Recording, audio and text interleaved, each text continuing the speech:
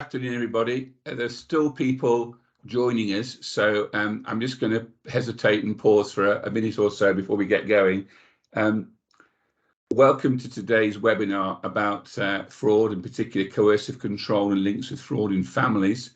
It's a busy old day today with BBC News broadcasting news about a new type of fraud, or not a new type, but a big fraud that's been constructed out of Holland with their spoofing machines. And this is the second presentation I've done today, and I've done 5 radio interviews this morning. So I'll talk a little bit about that as we go along. But what I have to do is to suggest that we start. If you want to ask any questions, I'll hope there'll be a little bit of time at the end, but if not, stick your question in the chat box and we'll get back to you as soon as we possibly can. So let's get going. So hello everybody, my name is Professor Keith Brown. I lead the national research into financial fraud and scams for the National Scams team and for the Chartered Trading Standards Institute. But one of my other hats is that I chair the West of Berkshire Safeguarding Adults Board, and that's the reason why I'm with you today, because Lynn has very kindly asked me to come and speak to you. So next slide, Lynn.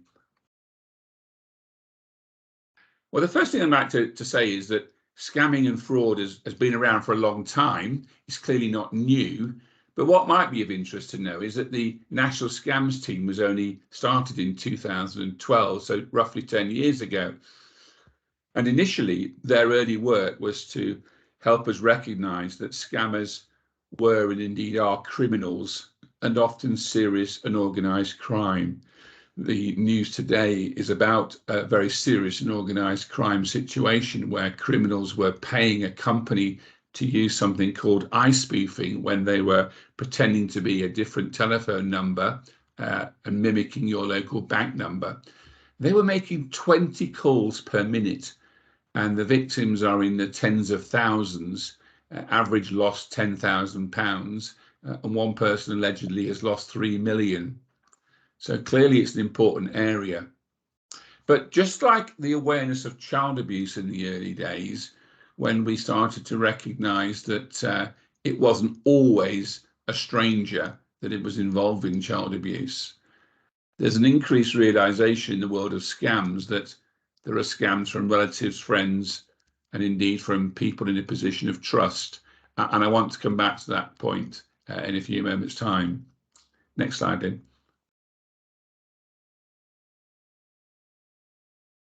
The research you've undertaken over the last 7 or 8 years has led us to a position where we can tell now that it's particularly the lonely, and in particular the elderly lonely, those in cognitive decline, who are most at risk. Lonely people don't have somebody around them to what I call sense check. Does this phone call, this text, this email, this letter look real? Does it feel real, or does it not look right? And without that person around you to sense check, you're much more vulnerable. And in particular, criminals know that if they can form a relationship with an elderly person in cognitive decline, say the early stage of dementia, these victims are often able to become repeat victims because they don't realise or recognise that they're being scammed week after week after week. We also now recognise that the scale of scams is immense, and the impact of being scammed is much more than simply a loss of money. There's a huge impact on psychological well-being and confidence, plus indeed the impact on the wider family. There's also the indirect impact on wider society, which often ends up picking up the cost. For example, care home fees. Let me think about this with you for a moment. The question might be, how many older people in the West of Berkshire would need to be scammed of their life savings and then to lose the confidence to live on their own at home anymore and want to come into care? Of course, in coming into care, they don't have the resources anymore to pay for their own care because they've been scammed of those. And so they end up becoming funded by the state. So the question then is, at £1,500 an average fee, or £2,000 a week, how many people would it take before the local authority was bankrupted? And the answer is not that many, is it? Next slide. I mentioned earlier the links in a sense, to the journey of discovery of child abuse. It was 1957 that a radiographer in America, looking at previously undiagnosed fractures on X-rays, hypothecated that some of these undiagnosed fractures might have been done in a non-accidental way at the hands of a parent, and he was ridiculed. Nobody in those days would ever believe that a parent could ever assault or hurt a child in those sorts of ways. And so up until 1979, we were still talking about non-accidental injuries. And in 1979, 1980, we first started to use the term child abuse. A few years later, we started to recognize there was child sexual abuse, and then a few years later, child emotional and psychological abuse. Growing realization, therefore, that most abusers are actually known to the victim. They're often family and friends. It's no longer just a thought of stranger danger, but actually the people were often known to the victim. And that's increasingly being recognized now in the area of fraud and scams. Every time I go on the radio or go on TV and talk about this, my email, my personal email, is full of questions from people saying, it's my auntie or my sister or brother or my uncle who have taken money from our family member. What can we do about it? We know very little about this. There's very little research, and hence the reason why I'm talking to you today about the little research that there is. Next slide. I produced this all-party parliamentary report in the early part of latter part of last year, Theft and Fraud Within Families, with Dr. Elizabeth Carter, to really raise this issue and to raise understanding. And I've just produced a new report looking at coercive control and the links between domestic violence and fraud. Unfortunately, because of all the recent changes within the political world of new governments, new prime ministers, etc., the launch of that report, which was meant to be last month, has been delayed till next week. And hence the reason why I can't show you that or deliver that with you. But what we'll be doing is from the end of next week, I'll put the new report on the West of Berkshire website, a Safeguarding Adults Board website. And so if you want to look at that, you can do. Next slide. So we're very clear that scamming is a crime. But I just want to pause for a moment and think about, what about legal companies acting in an illegal way? What do I mean by this? Well, there's clear evidence that legal companies often target and repeat sell to vulnerable individuals. The question might be, are they making an unwise decision, or is this a cognitive impairment issue? My mother, a few years ago, she passed away a few years ago. So this is about 8-9 years ago. And one of the reasons why I got involved in fraud in the first place, reached a position. She was a lovely lady, my mother, a very glamorous, very glamorous woman, 6 foot tall, belle of the ball. And one day I went round to her house, and many of her clothes were suddenly in dustbin bags. I thought, what's going on here? Is she getting ready for a clear out to a charity shop? I looked in the spare bedroom. She had extra wardrobes in the spare bedroom where her clothes overflowed into. And the clothes were in bags and they were all piled up. There was 10, 12, 14 large dustbin bags full of clothes. So I just checked out in a couple of drawers, and I found vitamins upon vitamins upon vitamins upon vitamins. Mum had been sold £3,500 worth of vitamins and vitamin supplements by a legal company in the space of 8 days via a telephone. She was in the early stages of cognitive decline with dementia. She didn't fully understand what she was doing, but she was persuaded by a salesman to buy so much vitamin D, I reckon it would probably have killed most of the neighbours on her road. Somebody just wanted to meet their sales target. And so we need to recognise that legal companies are also involved in this sort of activity. Next slide. What about if a charity or a fundraiser phones every week for a donation? And if the person has got dementia or cognitive decline, maybe one is given every week because the person can't remember that they've already given one last week and the week before and the week before and the week before. And that question, is this a scam? Should we allow this sort of activity in our society? And so scamming is not just driven by criminals, but also sometimes by legitimate organizations, as well as, now we begin to understand, by family members. Next slide.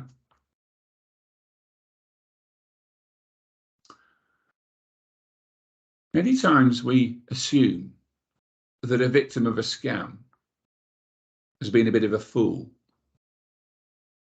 been a bit foolish, a bit stupid, a bit daft. I want us to stop and pause and change our thinking about that. Victims of scams were not silly, foolish, or daft. Rather, criminals are extremely clever, and they spend a lot of time training and thinking about how they can seem very credible so that they can actually persuade us to give our information up, our bank details, and indeed our money. Next slide. So it's not about being gullible or a vulnerable person falling for a scam. The reality is that scammers are highly skilled manipulators of language, and that previous article that I showed you there, Scams, the Power of Persuasive Language, is a piece of work that I did, which you might find interesting. It's also on the West of Berkshire website, helping remind us that criminals use techniques designed to make people feel at ease and delay any cause for concern. Next slide. This is a case study of a lady called Joan, not a real name. Joan was married to her husband, and about 6 months before this time, Joan's husband had had a minor stroke and therefore could no longer manage the family finances.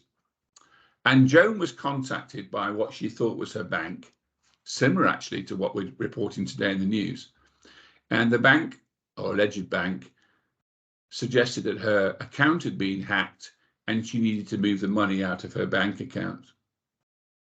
In the space of 4 days in 1 week, she moved £240,000, a total life savings, out of her bank account into a fraudulent account, and the money was out of the country and lost.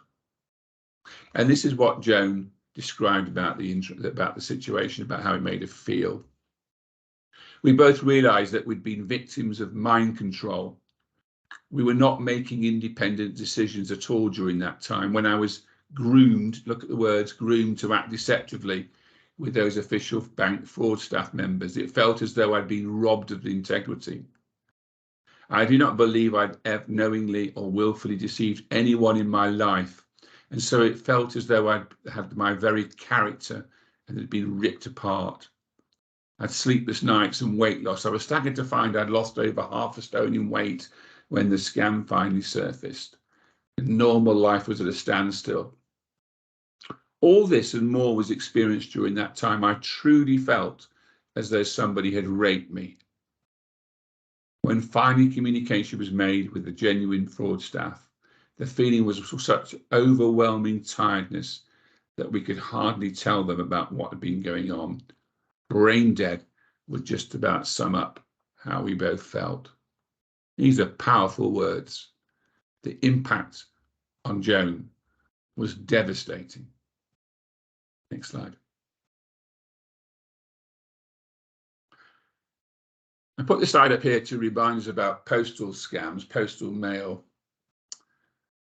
Fortunately, the national scams team are doing a really great job, and a lot of the scam mail comes in from abroad and is intercepted at Heathrow Airport. There are literally aircraft hangars full of scam mail. But the reason why I put this slide here is to remind me to tell you this story. A number of years ago, I visited a victim of mail fraud. This gentleman received so much mail, over 10 letters per day, which is the threshold level, which means that he had a personalized mail delivery service because the local postie couldn't carry this much mail to him, 10+ letters a day. He had 3 garden sheds, which were literally full of junk and junk mail. And in his dining room kitchen area, a table was set out with a writing pad, paper, pens, stamps, and envelopes. And I challenged this gentleman. I said, don't you realize and appreciate that this is mail fraud? It's all a scam. Why are you responding to it? Why are you writing back? Why are you engaging with these false lotteries and whatever? And his response completely shocked me. He basically turned around and he said, the only reason I have to get up in the morning, the only reason I have for living is to wait for the postie to arrive each morning and deliver mail. It's the only contact I have with the outside world. And this gentleman lived his life through the lens of corresponding with mail fraud, with criminals, with organised crime. And a couple of years later, I was undertaking a large piece of national research for a government research project where we were installing call blocking technology into previous victims of telephone crime. And my job was to try and ascertain the impact and value of the call blocking technology to show how it improved people's lives because they were no longer being attacked by criminals on the phone. Unfortunately, many of the victims who'd been previously getting 20 or 30 or 40 phone calls per week from criminals found that with the call blocking technology, they received no calls at all. And so they disconnected the call blocking technology because for them, contact with a criminal was better than no contact with anybody. And so I make the point, we will never tackle fraud. We will never tackle scams in our society until we do something more fundamentally to tackle loneliness. Loneliness is so powerful as a psychological feeling that people would rather talk to a criminal than nobody. Next slide, please. Just a reminder here, what we call clairvoyant scamming. These are criminals who work on the internet looking at obituary columns in local newspapers that are online. All local newspapers are online as well as in a physical print. And they will see a story there, Mr. and Mrs. Smith married for 50 years, recently deceased Mr. Smith leaving Mrs. Smith behind type story. They will contact Mrs. Smith and for a small fee they will offer to make contact with the recently deceased husband. Over time, Mrs. Smith realizes that they're not really making contact because the words and the sentences don't make sense. So she might then decide to stop paying the criminals. And the criminals then turn around and say, oh, hang on a minute. We're such good clairvoyants that unless you keep paying us, we're going to cast evil spells on you. They really are these horrific. Tip number one maybe today, never ever use obituary columns.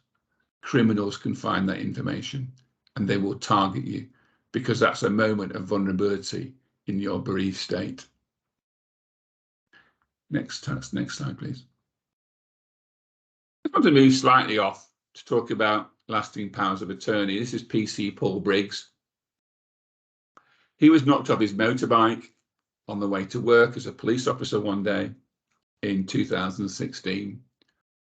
It's his wife and his daughter, and Paul was left in a minimally conscious state, requiring life support to keep him alive, and his wife wanted to switch off the life support. She assumed because they were married that she thought she was the next of kin, that she would have the right to decide what would happen with Paul. That moment she discovered that the term next of kin has no basis in law and in fact is a meaningless term. She did not have a lasting power of attorney, health and welfare. So she campaigned for almost a year for life support to be turned off. In December of 2016, the Court of Protection agreed to it, but the official solicitor appealed the decision. A few weeks later, perhaps fortunately for Paul, he passed away anyway.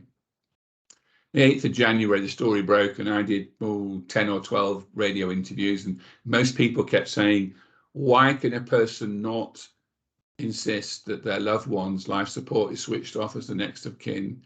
And I kept having to say, because the term is a meaningless term in law, you need to have a lasting power of attorney. So I ended up writing a whole load of guidance on lasting powers of attorney. If we have the next slide, some of the materials. Next slide, Lynn. Sorry, before we talk about the materials, really for me to ask the question with you folks, what are you doing to better protect yourselves and your loved ones from fraud, from scams, from having those difficult decisions at the end of life, or when someone's on life support and things need to be decided, but the person isn't able to make those decisions themselves because of a brain injury, because of a stroke, because of dementia? We need to start thinking more and more about our end of life desires. And these are the bits of materials that I was alluding to earlier that I'd like to show you now. So next slide. These are all available on our website. National materials on advanced care planning, guidance on the use of the Mental Capacity Act for decisions regarding clinical treatment and care. They're only short, but they will help you think through and how better to protect your loved ones. And the next slide. National guidance here on next of kin understanding decision-making authorities and the importance of a lasting power of attorney and potentially advanced decisions to refuse treatment. These are all important. These are all important so that you can make a decision as to who you'd want to advocate for you if you couldn't advocate for yourself. In the context, as I was saying earlier, that an awful lot of fraud goes on sometimes in families. Choose now who you'd want to act on your behalf in the future. Who do you trust? Is it a friend? Is it a relative? And maybe consider having a lasting power of attorney enforced and registered. Almost finished, just a few more slides. Next slide. A textbook that I've written a couple of years ago called Demystifying Mental Capacity goes into all these things in much more detail if you wanted to look further. Next slide. And another all-party parliamentary report. It's a couple of years old now, but it's available on our site or from ncpqsw.com on cyber fraud and scamming, looking at how criminals use the internet to hackers, to take our information, posing as legitimate companies. You might find this of interest as well. And the reasons why I've shown you so many of these guideline leaflets is, in my opinion, it's very difficult to have these conversations with our own loved ones, with our own parents, our aunties, our grandparents. And so I suggest that you can use these leaflets as what I call an icebreaker. With today's news, you might be able to go around and say, Mum, Dad, loved one, grandparent, auntie, uncle, have you heard the news today about scams and fraud? And here's some leaflet that I got from work. And that might broach a conversation with your loved one about these sorts of matters, end-of-life care matters, fraud, scams. Another tip, for example, would be, we now, I think, must assume that everybody, and particularly our loved ones, will at some point be a potential victim of a scam or a fraud. Too many older people have all their savings in one bank account. And so if that's compromised and attacked, they run the risk of losing everything. My advice would be never have all of your money in your one main bank current account. Make sure it's spread around so that if you lose and you give away without realizing unwittingly your bank details, you reduce the amount of money that's going to be lost. Next slide.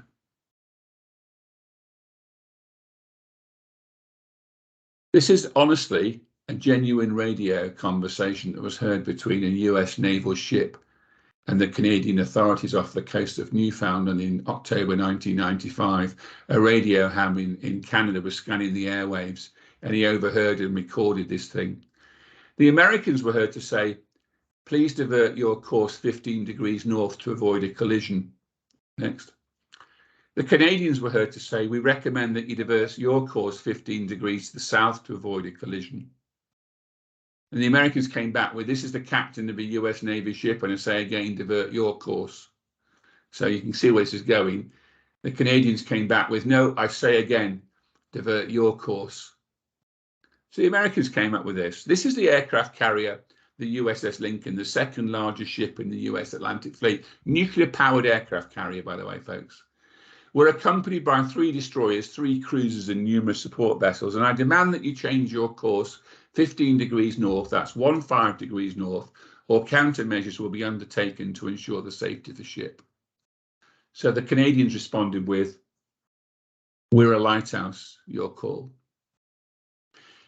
Can you imagine a nuclear-powered aircraft carrier with all these support ships, with GPS, with radar, with technology, sailing towards a rock, not just any rock, a special rock with a lighthouse on it to say, danger, be aware, look out, with a light, with warnings, with radar, demanding that the rock moved?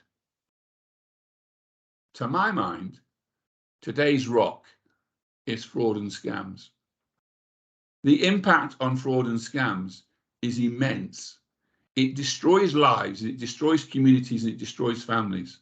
The impact can be so horrific, as we saw in Joan's testimony. But we cannot continue to ignore it or hope it will go away. Criminals are moving into fraud more and more because it's the easiest crime for them to commit, and it's very hard to catch them and successfully prosecute them.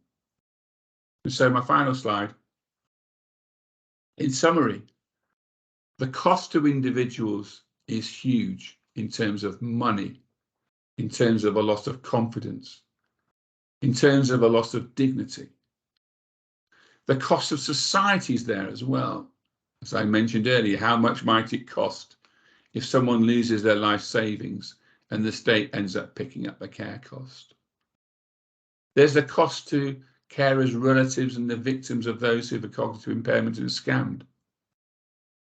I still bear some of the shame, and I use that word, the shame, of not being able to protect my own mother from fraudsters, even though I was a professor and so-called expert in the field of safeguarding.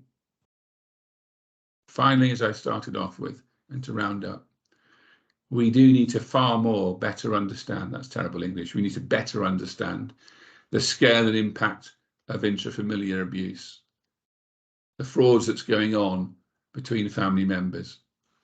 As I mentioned earlier, there'll be a new all-party parliamentary report and guidance issued next week, which we'll have on our website. I'm sorry I couldn't get it out for you for this week. This talk was timed to be after the launch of it, but because of all the political changes, it's had to be delayed until next week. So 2 minutes to 1, I've got through my presentation within the half an hour.